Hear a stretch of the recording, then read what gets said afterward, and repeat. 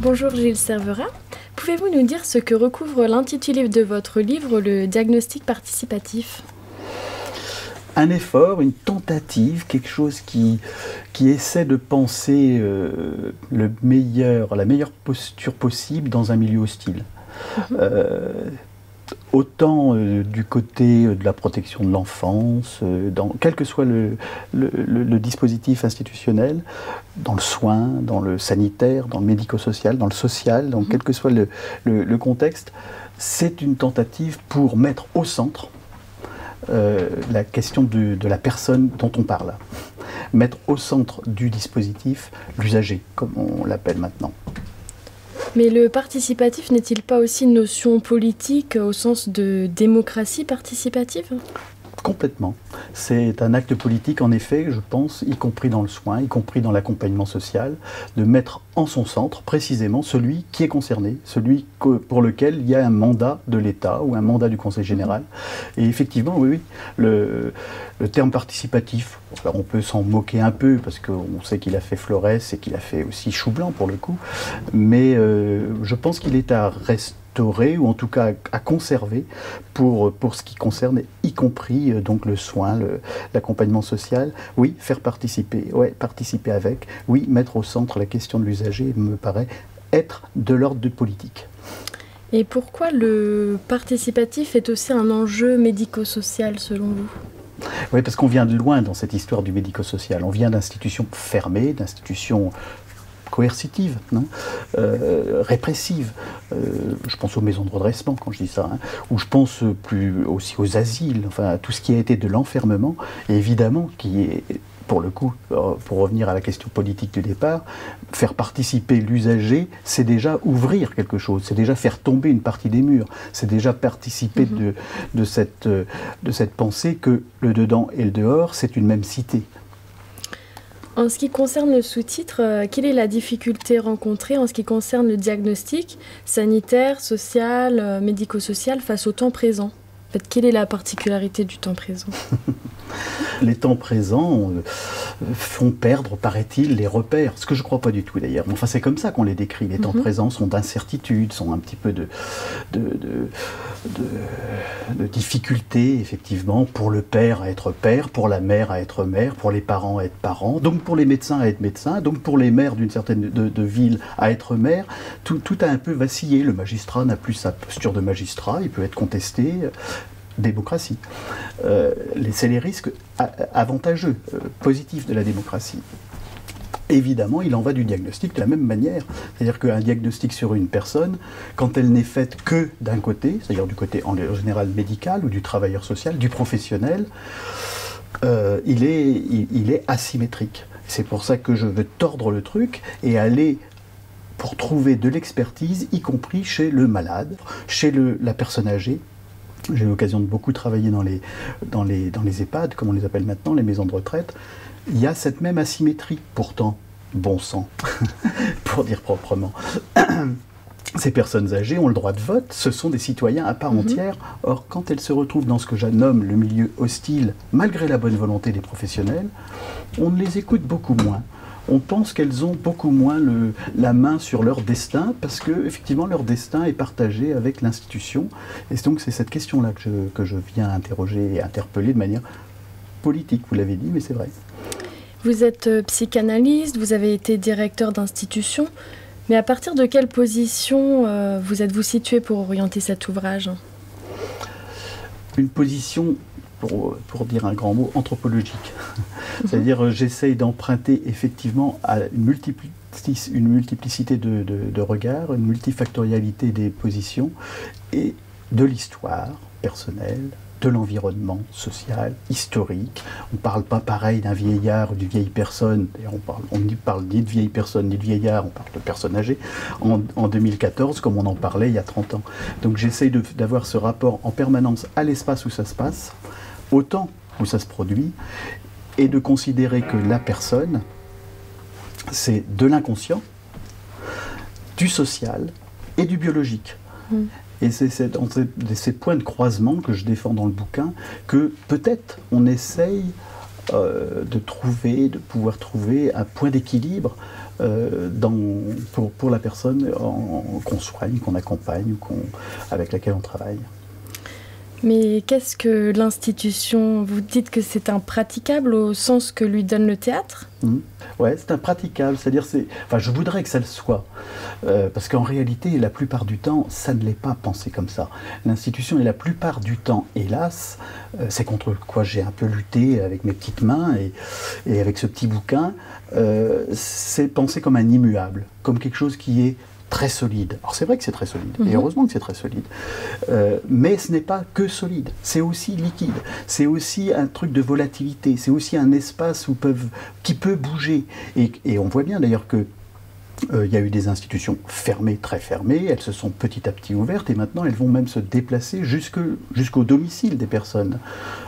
Et donc dans ce montage institutionnel, il est d'abord un objet psychique, d'abord une représentation. Et je pense que l'institution aura à gagner à pouvoir se déplacer, à aller comme ça dans une espèce de volatilité jusqu'à l'usager, parce qu'à ce moment-là, quand elle se déplace, elle perd de son pouvoir, de sa toute-puissance possible, et elle se remet à l'horizontalité de la personne pour laquelle elle est mandatée. L'institution, elle a été en tout cas très très longtemps, et elle l'est encore souvent, adaptée aux multiples, parce qu'elle a ce mandat d'État, parce qu'elle a ce mandat du Conseil général, parce qu'elle a un mandat du collectif. Et comment est-ce qu'effectivement elle doit se déplacer pour faire en sorte que le sujet s'appuie dessus, c'est tout l'enjeu du participatif. Pourquoi se situe-t-elle à la croisée des champs biologiques, du social après la famille, et de l'inconscient, qui socle une origine? Pouvez-vous nous donner l'exemple de l'inconscient de l'institution? C'est un objet qui s'est dégagé et qui fait qu'effectivement une institution peut être très malade, peut garder le silence sur un traumatisme. Je nomme par exemple une institution dans le petit bouquin qui n'a pas réussi à faire son deuil de ses fondateurs. Ses fondateurs sont décédés, c'est toujours dramatique, mais ce drame dans une institution de soins n'a pas pu être métabolisé, n'a pas pu être pensé, un petit peu comme pour une personne d'ailleurs, et là c'était un ensemble de personnes, en plus un ensemble de personnes mandatées pour soigner, pour écouter, et elle n'a pas pu en tout cas, tellement le traumatisme était important, le deuil était impossible à réaliser. Donc ce collectif n'a pas réussi à métaboliser ça, à transformer le deuil, à le parler, à le discuter. Il faut dire qu'il y avait eu une série de fondateurs à s'effondrer, à mourir dans une courte période. Là, il a fallu une vingtaine d'années pour que ce processus puisse être reparlé, remis en mots, rediscuté. La preuve, un tout petit peu, par cet exemple dramatique, mais pas si rare que ça, parce que je pourrais nommer des institutions violentes, où la violence est restée cachée dans le placard des années durant, des maisons de redressement, des bagnes d'enfants. Alors en allant sur ces exemples-là, évidemment, on va trouver d'évidents mensonges, et des mensonges qui vont perdurer et qui vont faire en sorte, qui vont colorer ensuite et qui risquent de décolorer précisément le rapport à l'usager, puisque ce rapport à l'usager, quand on l'accueille, théoriquement, il doit être un peu ouvert, un peu franc, un peu honnête, un peu mis sur la table. Or là, il est mis sur la table, mais avec une part de mensonge. Justement, quelle est sa place à l'usager? Quelle est sa fonction exacte au sein de l'institution? De transformer l'institution en permanence. Alors ça, c'est mon vœu le plus... c'est mon utopie. L'usager devrait transformer en permanence l'institution. La personne âgée qui arrive dans un EHPAD, elle devrait pouvoir transformer. D'ailleurs, quelquefois, elle y arrive. Mais exemple, un combat inouï pour qu'une dame obtienne de faire le jardin, de participer au jardinage dans une maison de retraite. Une dame qui a toujours eu son jardin et qui, quand elle voit le jardinier, a envie de lui donner la main, tout simplement. Et donc, du coup, un combat inouï pour obtenir qu'il y ait un petit jardin partagé. Alors, avec toutes les bonnes raisons de l'institution, des raisons raisonnantes, raisonnables, l'hygiène, le risque de chute, la sécurité, à quoi ça sert un petit peu. Et puis on leur donne déjà suffisamment d'activités, ils ont déjà suffisamment de propositions, pourquoi en rajouter? Enfin, il y a comme ça toute une gamme, et puis en plus ces vieilles dames vont se fatiguer, prendre la binette. Moi j'ai vu une vieille dame se re-réaliser quand elle s'est autorisée, mais alors dans un mouvement de révolte, dans un mouvement quasiment de rébellion, puisque personne ne l'entendait, et ben, elle a demandé à ses enfants de lui apporter un balai et une serpillière dans sa chambre de maison de retraite. Ne le dites à personne, c'est absolument interdit dans cette maison-là. Mais elle le fait en douce, et ça lui déplaît pas de passer le chiffon sous son lit. Un usager ne peut plus rentrer dans l'institution de la même façon qu'auparavant. En quoi le médico-social a-t-il changé aujourd'hui ? Le médico-social a beaucoup évolué. Il voit maintenant venir des personnes à qui il présente son dispositif. Il y a une espèce je vais encore rester sur le domaine critique, mais après je vais positiver la question, mais il y a encore une zone, à mon avis, une boîte noire qui est insupportable, c'est qu'on l'institution fait semblant de croire que l'usager a le choix de l'institution. Notamment les dispositifs MDPH donnent une liste d'établissements. En réalité, on sait qu'il n'y a pas de choix. Il n'y a absolument pas de choix pour l'usager. Il prend la place qui lui est laissée. S'il y en a une, il est heureux. Je pense aux familles, ravies de trouver une place dans un établissement, etc.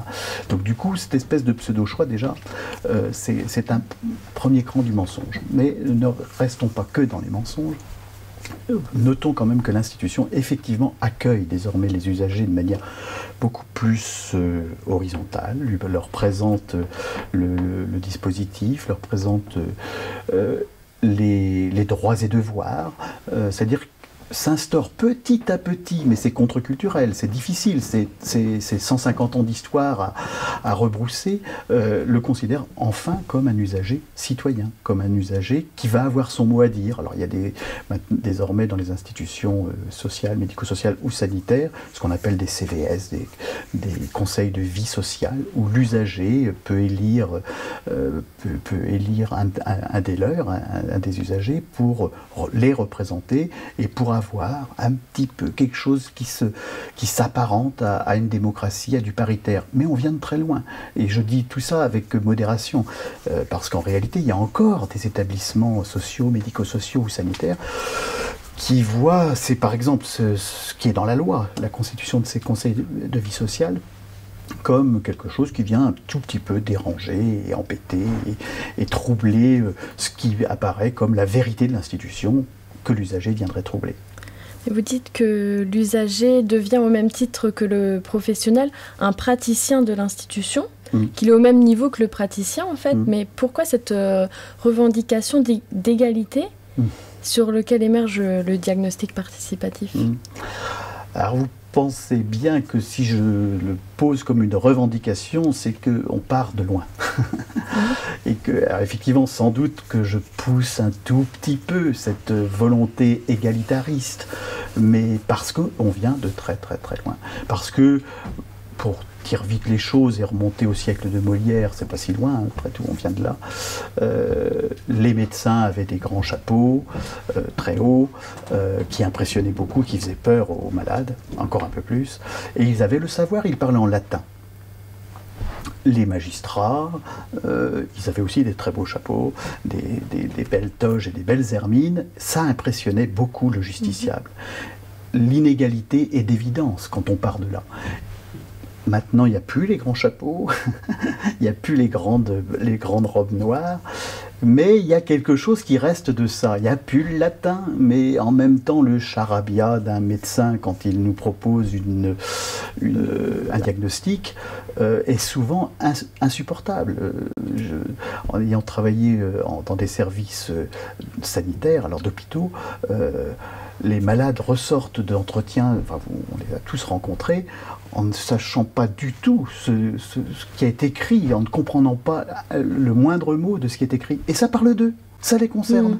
Certains médecins font de la pédagogie, vont un tout petit peu éclairer, expliquer, décoder, traduire cette langue imbitable. On est passé du latin à la langue scientifique. C'est toujours du latin. Enfin, c'est toujours cette symbolique d'une langue étrangère. Si on veut faire un tout petit pas de côté et aller du côté de l'usager, il faut aller carrément sur l'usager qui va réclamer sa propre langue. Vous dites que l'on est en train de passer du pratiquant au sens religieux au praticien au sens clinique. Est-ce que c'est pour cela que vous dites que le processus institutionnel est initiatique ? Je dis ça effectivement dans ce sens-là, c'est-à-dire que vous avez effectivement bien lu la pratique. Le pratiquant, ça relevait du religieux, c'est-à-dire de quelque chose qui dépasse, qui est dans la transcendance, qui n'est pas inintéressant du reste, que je ne mets pas en question, mais on passe désormais à un praticien d'ailleurs, on peut déplacer cette proposition sur la ville. Une ville est partagée, nous sommes tous des praticiens de la ville, on pratique le bus, on pratique la rue, on pratique le trottoir, et on essaye de faire en sorte que cette pratique soit la moins violente, la plus harmonieuse possible. Le praticien de l'institution, c'est ça. Et j'essaye de penser qu'effectivement, parce que j'ai en tête que des institutions qui reçoivent 365 jours sur 365, les praticiens et les usagers principaux de cet espace, ce sont précisément les usagers, ce sont les personnes qui y vivent 365 jours et 365 nuits dans les maisons de retraite. Les praticiens, les professionnels, ils pratiquent beaucoup moins. Ils viennent à 35 heures par semaine, d'ailleurs, ils viennent dans des plannings, heureusement, pas critiquables, mais ils n'ont pas la pratique effective, le vécu effectif, les sensations effectives, les émotions effectives, des couloirs longs, des couloirs qui puent, des couloirs mal lavés ou des couloirs bien lavés, ou des restaurants de maisons de retraite un tout petit peu difficiles. Combat des personnes âgées pour changer de table, même dans les lycées, ça va plus vite de changer de table. Le langage revêt chez vous beaucoup d'importance dans l'équivocité des termes, dans les rapprochements sémantiques. On ne peut s'empêcher de penser que vous jouez avec les mots à la manière de Lacan, ou est-ce simplement une sorte de jeu d'écriture ? Ni l'un ni l'autre. Alors effectivement, maintenant, quand on dit jeu de mots ou jeu de phonie, on lacanise. Non, je ne lacanise pas. Mais alors après, goût des mots sûrement, goût des balancements sûrement, volonté de passer du message sûrement, et c'est en tout cas que le style accompagne la beauté, si je puis dire, l'esthétique. Il y a une esthétique d'écriture, et je voudrais que cette esthétique d'écriture, alors sans doute ça c'est un petit peu orgueilleux, cette esthétique d'écriture corresponde à l'esthétique de l'accueil, à l'esthétique des institutions, à l'esthétique qui se passe entre un praticien et un autre praticien, puisque gardons les deux mots, entre un usager et un professionnel. Il y a une esthétique pour laquelle je voudrais plaider, et là, jeu de mots, mais pas tellement. Dans l'esthétique, il y a éthique. Il y a beauté, et il y a aussi la nécessité de penser un rapport éthique en permanence, d'être vigilant sur la bientraitance, de savoir qu'une institution, elle est en fait toujours un peu violente. Elle rajoute toujours de la violence à la violence, c'est-à-dire qu'un enfant maltraité qui va se retrouver protégé dans une institution, oui, mais il est protégé, certes, à cet endroit-là, mais en même temps, il se retrouve dans un collectif d'enfants. Un collectif d'enfants, c'est tous les jours, être 3 au petit déjeuner, 8 à table, avoir 2 ou 3 adultes permanents, qui ne sont pas des parents, qui sont là et qui veillent au grain, c'est quand même un milieu hostile, comme je disais, très artificiel, en tout cas très artificiel. Alors pour qu'il soit le artificiel et pensé dans son hostilité, je réclame une espèce d'éthique permanente, de vigilance permanente, en essayant de faire en sorte que cette institution soit la moins toxique possible, la moins nocive possible, en pensant qu'elle l'est toujours un peu. Le nom et le nommé ont-ils pour vous une importance déterminante pour le sujet ? Elle le détermine. La question du nom, effectivement, c'est le début de l'institution. C'est en quoi chaque individu est institué par un nom. Par ses parents, au départ, qui le prénomment, mais il rentre dans un lignage, nom de famille, qui est en train d'évoluer d'ailleurs, et qui s'ouvre au nom du père et de la mère, éventuellement avec un trait d'union, tout ça. Le nom, en tout cas, instaure le sujet, enfin contribue à instaurer le sujet. Mais c'est pas le nom simplement et le prénom donné par un lignage et ses parents qui donnent ce prénom, c'est aussi un raccordement à l'état civil. C'est-à-dire que c'est l'état civil qui va instaurer définitivement nom, prénom, date de naissance, heure de naissance, poids. Ah non, le poids n'y est pas. En tout cas, c'est quand même quelque chose qui institue l'enfant et la personne, et qui va le rallier à la fois à ses parents, à la fois à son histoire, et à la fois à l'État. Je dis ça parce que effectivement, ça me semble fondamental, surtout pour ces enfants qui sont nommés à la va comme je te pousse, qui naissent d'une violence extrême, qui ne sont pas trop pensés, qui arrivent dans des moments de désarroi, et je pense à la violence et au viol de certaines femmes qui se retrouvent enceintes, et qui voilà, et voilà l'enfant qui naît. Cet enfant, comment le raccorder ? Il vient de cette violence, il est presque prénommé viol. Évidemment, j'en rajoute un tout petit peu, mais c'est comment est-ce que cet enfant va pouvoir se débrouiller, être institué quand même, se relier à un lignage, mais qui est sacrément cabossé, et c'est en quoi là il doit y avoir un effort extraordinaire pour le coup de toutes les institutions. C'est en ça que je parle souvent d'inter-institutions. On ne doit pas être seul dans cette aventure-là. Autour de cet enfant, il va falloir créer des espaces, des réseaux, des lieux de passage pour cet enfant qui aura du mal et qui a du mal. Et là, je pense aux enfants hyperactifs, sur lesquels je m'appesantis un peu, aux enfants sans nom, sur lesquels je m'appesantis un petit peu aussi, incasables, on les nomme quelquefois incasables, un nom absolument atroce, mais que j'ai repris, puisque c'est quelquefois le lexique en cours, ou à ces jeunes femmes très jeunes qui vont trouver une sorte de fonction symbolique et de réarrimage en devenant enceinte. Et là aussi, c'est comment est-ce que cet enfant sans nom, avec une mère qui va faire usage de cet enfant qui va naître pour elle, mais pas pour lui. Le diagnostic participatif inclut tous les acteurs de l'institution, c'est ce que vous dites. Cependant, est-ce que vous distinguez la dimension thérapeutique, c'est-à-dire que tout le monde peut faire de la clinique dans l'institution, et la dimension psychothérapeutique, pratiquée par exemple par un psychologue ? Évidemment. Chacun a une fonction, chacun a un métier, chacun a un rôle dans l'institution. C'est pas pour autant que chacun n'est pas dans une spécificité, qu'il ne doit pas y avoir aussi un espace de communauté institutionnelle. La psychothérapie institutionnelle, précisément, dont je me réclame historiquement, elle est dans cet espace soignant, au sens plein. Alors, bien sûr que la psychothérapie individuelle va pouvoir évidemment, dans son huis clos et dans sa confidentialité, dans sa coquille nécessaire, pouvoir avoir lieu, mais le jardinier de l'institution dont on parle va aussi avoir une fonction, y compris soignante, y compris thérapeutique. Pas thérapeutique au sens du travail sur le transfert et sur le contre-transfert. Je sais bien que le jardinier n'a pas lu ni Lacan, ni Freud, ni Nina Bettelheim sur le bout des doigts, mais le jardinier a un rôle absolument indispensable dans cette institution, y compris dans une maison de retraite. La psychologue a une fonction, mais le jardinier, vous l'avez vu tout à l'heure, peut avoir une vraie fonction empathique, de réarrimage de cette personne pour qu'elle se sente dans l'institution, chez elle. Voilà qui est soignant, voilà qui est thérapeutique. Vous dites être considéré, y compris dans ses défauts, qualifie. Est-ce que ce n'est pas là le noyau d'une grande part de délinquance ?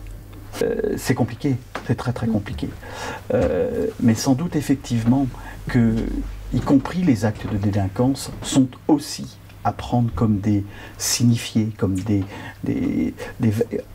ils ont aussi une valeur. Alors, il ne s'agit pas du tout ni d'excuser, ni de ne pas réprimer, ni de ne pas sanctionner, ni de ne pas arrêter, ni de ne pas stopper le jeune quand il commence des actes dans un processus délinquentiel. Mais il s'agit aussi de lui faire prendre conscience. Qu'est-ce que ça veut dire ? Qu'est-ce que c'est ? Qu'est-ce qui se passe ? pas au moment où il le fait, pas dans le flagrant délit, sans doute pas au commissariat. Encore que, au commissariat, il y a désormais maintenant des policiers, des policières chargés, formés pour accueillir, y compris cette délinquance-là. Et elle n'est pas forcément paternaliste, elle n'est pas forcément contre-productive. Je crois même peut-être, d'ailleurs on le dit, il y a très très peu de récidives dans ce qui concerne la justice pour les enfants, puisqu'on parle des jeunes ou des adolescents. Très très peu, il doit y avoir 5% de récidives. Il y a 5% de récidives, entendons-nous. Il y a 5% qui effectivement vont réitérer, vont repartir.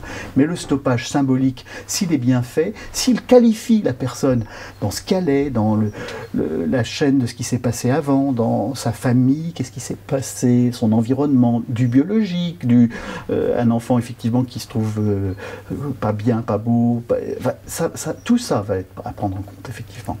Et comment expliquez-vous le fait que c'est parfois incasables, peuvent devenir un éducateur ou même maître chien, comme vous dites dans votre livre?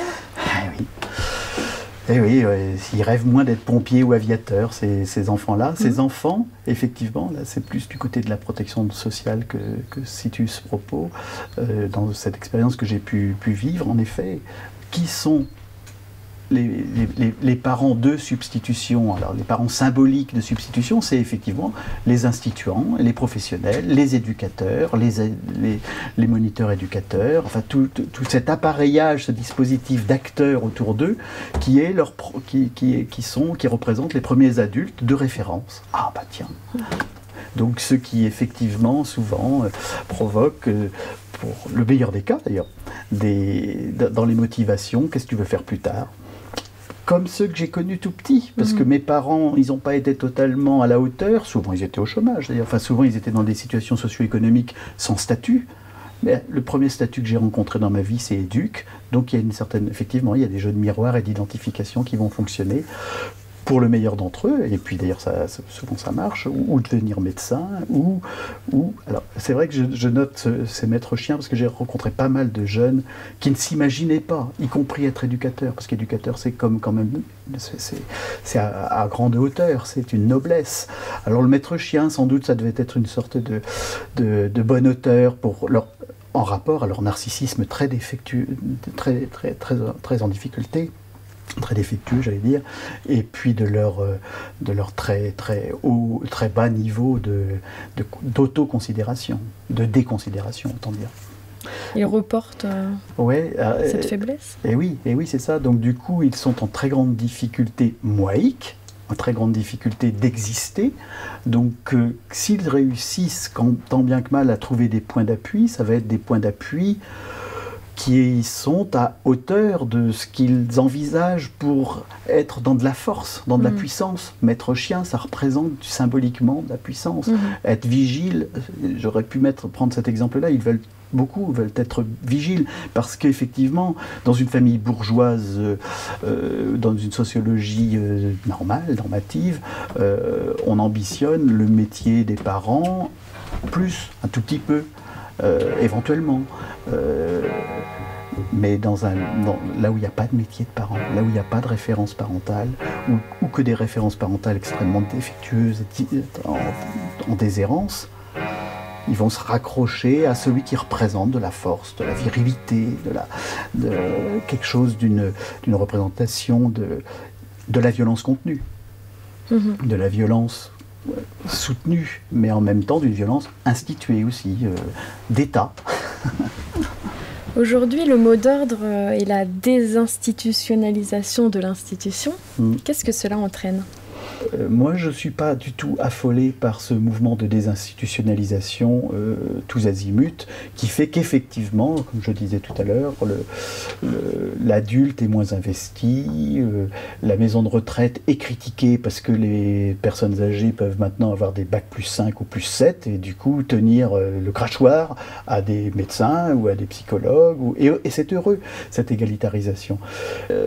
Effectivement, ce ne sera plus jamais, pendant un bon moment en tout cas, plus sous la forme d'institutions fortes, Non, maintenant, on a besoin d'institutions faibles et il faut revendiquer des institutions faibles. L'usager doit être un peu plus fort, avoir un peu plus la main sur l'institution qu'il ne l'a eu, en sachant qu'effectivement, l'institution et l'usager, c'est toujours asymétrique. C'est toujours une institution, c'est-à-dire quelque chose d'une représentation symbolique très très puissante, et un usager, un petit individu tout petit. Hein. En conclusion, vous dites avoir nommé le diagnostic participatif tout au long de votre ouvrage, sans jamais le définir, sinon en creux. Est-ce que ça pourrait faire le sujet d'un prochain livre ? Je crois qu'il ne faut surtout pas. Les catégories diagnostiques sont figées depuis à peu près 2 siècles en France. Allez, on va le nommer en Europe.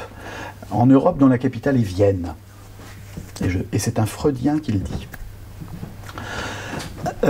Fin du 19e, Freud établit, pense l'inconscient, élabore une théorie merveilleuse. Au 19e siècle. On est 2 siècles plus tard. Or, on vit toujours sur ces catégories-là. Pour dire très vite et pour pas lanterner, névrose, psychose, état limite.